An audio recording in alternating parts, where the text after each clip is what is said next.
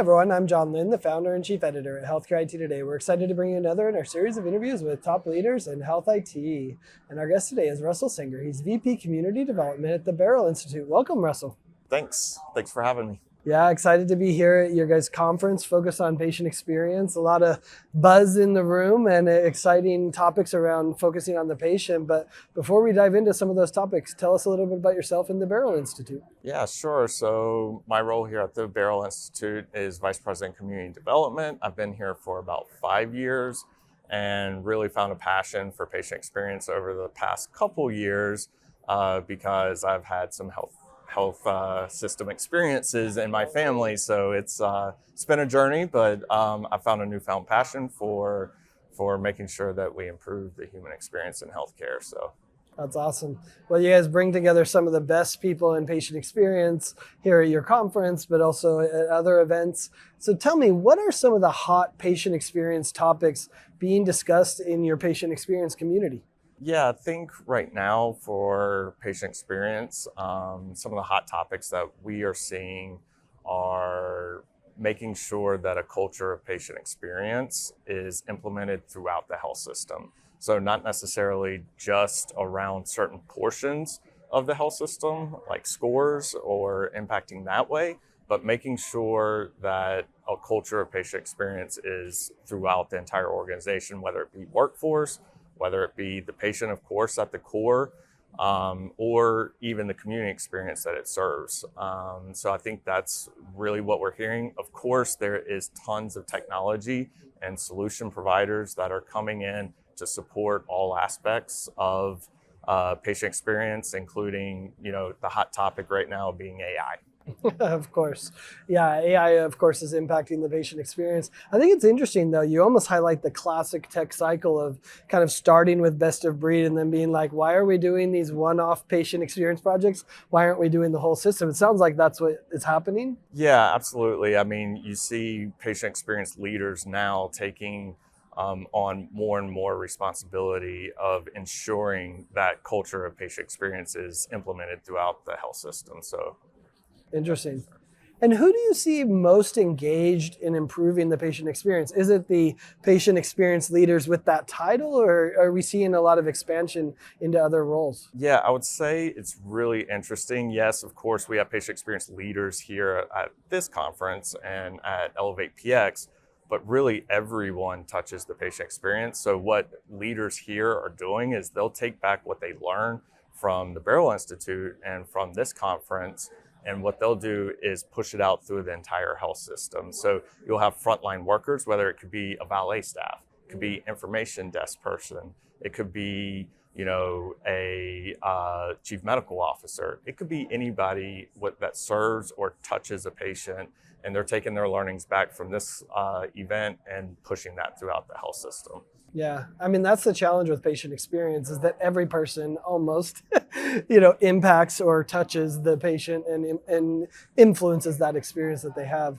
That's really interesting. Are there some examples of great patient experiences that you're hearing about from, the solution providers, the members that attend your conference? Yeah, I think again, we have so many solution providers here that touch so many different areas of patient experience.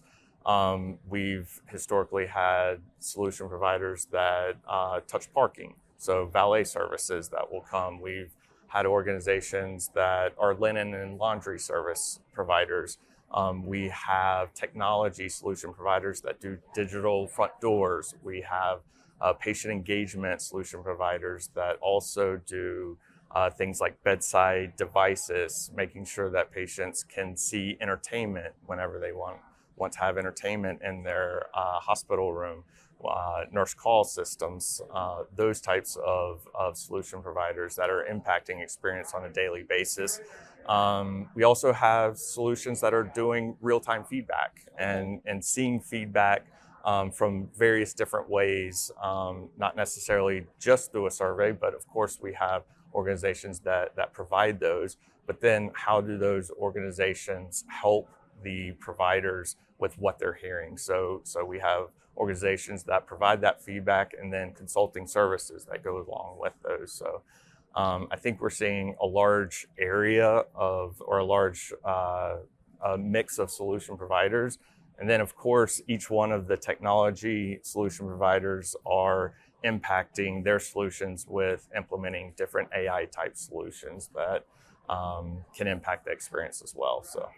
Yeah, I think a few years from now, we're not even going to mention AI. It's just going to be a de facto in every system that's there. But I'm kind of struck by what you just said, because as you look at all of those solution providers, they're integrating in really interesting ways. I mean, the nurse call, the bed, the entertainment system, even the valet service, parking, et cetera, they can all be integrated into one system, which I guess aligns with what you're talking about, saying, hey, let's take a comprehensive system approach to this, because it should be that integrated experience across all the different solutions that the health system offers. Is that kind of what you're hearing from them? Yeah, absolutely. I think that's one thing that I've heard from health systems and solution providers is they want organizations to partner with one another to be able to provide that seamless solution to the marketplace.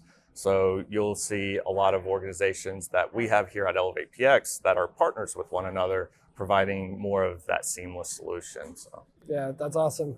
Let's talk about your international community. I hear it's growing and that you have a growing international base. How are they engaging with your patient experience community? I imagine they have unique needs that maybe are different than us in the US, but I'd love to hear about, your growth internationally. Yeah, the health system's completely different in the US compared to the rest of the world. So the international market has been growing significantly, especially in Saudi Arabia, the UAE, Middle East. We see a large engagement from Singapore here, even at this conference. We have folks that come in from Australia.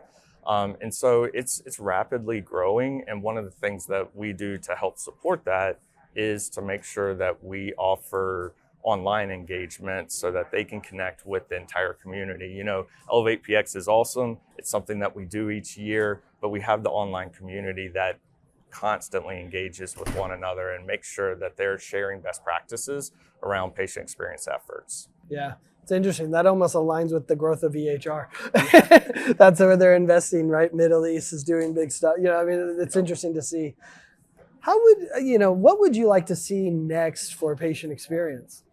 Yeah, what I think I would like to see next is health systems and solution providers still coming together to make sure that they're providing tools and best practices and opportunities for health systems to help the patients from an education perspective, from an ease of use of the health system, because I know whenever I go to the health system, sometimes it's not that easy to get appointments online, or it might not be easy to get to the right provider that you want to see. So being able to help integrate those types of opportunities, I think is what I would like to see next. Yeah. It's interesting how it's so personal to all of us.